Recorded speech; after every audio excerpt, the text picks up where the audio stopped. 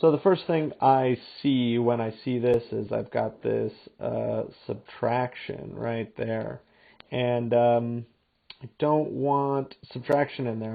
So I'm going to rewrite this as plus negative. So I'm going to rewrite it as 23 equals 7 times negative 8p plus 1 plus negative 8 times p plus 6. So the next thing I'm going to do is now I'm going to distribute. And I've got two distributions. I've got one here and I've got one there. So let's do the 7 first. So I'm going to multiply 7 times 8p, or negative 8p, and then 7 times 1. And that's going to give me 7 times negative 8 is negative 56. So 7 times negative 8p will give me negative 56p.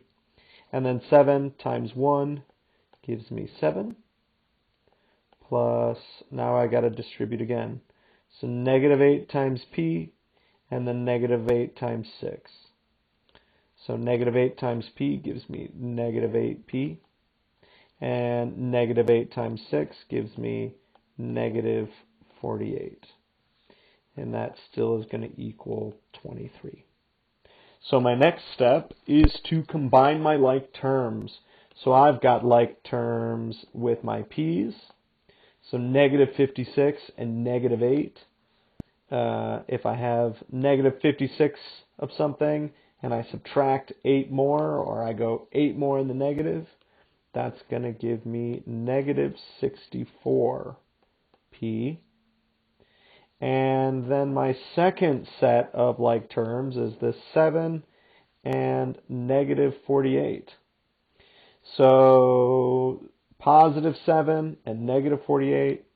One way I like to think of it is if I owe you $48, I pay you back 7, I still owe you another $41.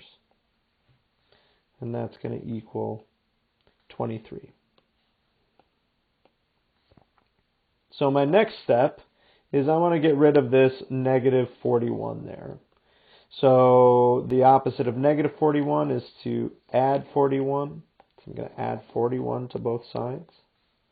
So this cancels out, and I've got 64 equals negative 64p.